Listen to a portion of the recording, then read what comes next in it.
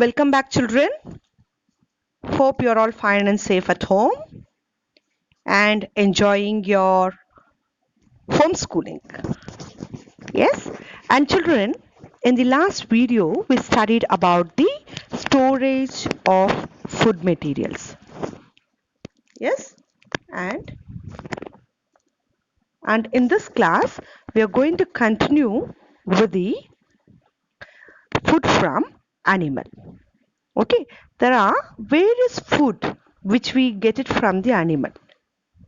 Okay, so animals also help us in getting our nutrients.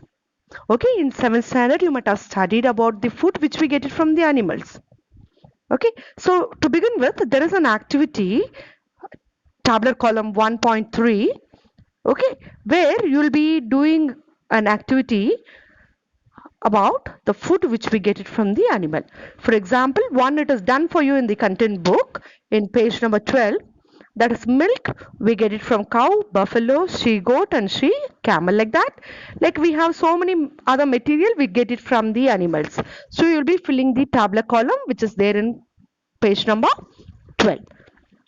Okay, see, if you take the coastal area, that is the area which is near the sea, okay, they'll be consuming, they'll be like their main staple food will be the seafood items.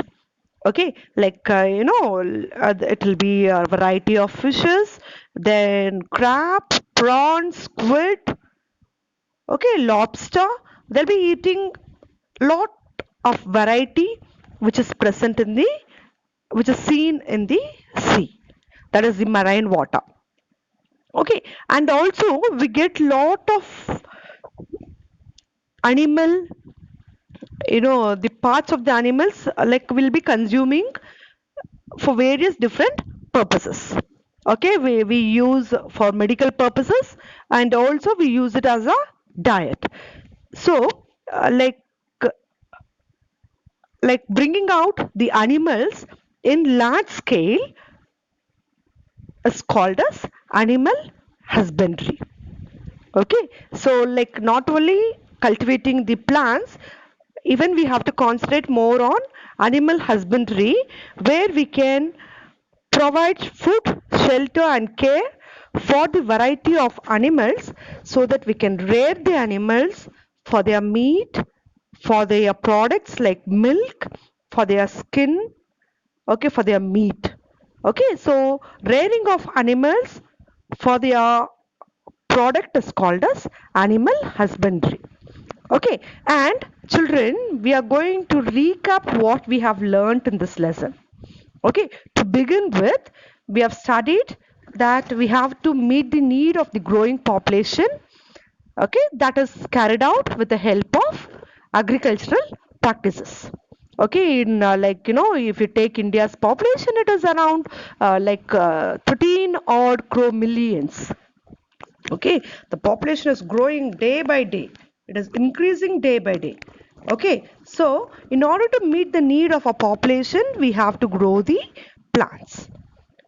Okay, and there are two types of plants we studied. One is the rabi crop and the other one it is the kharif crop. One which is grown on the rainy season, the other one which is grown on the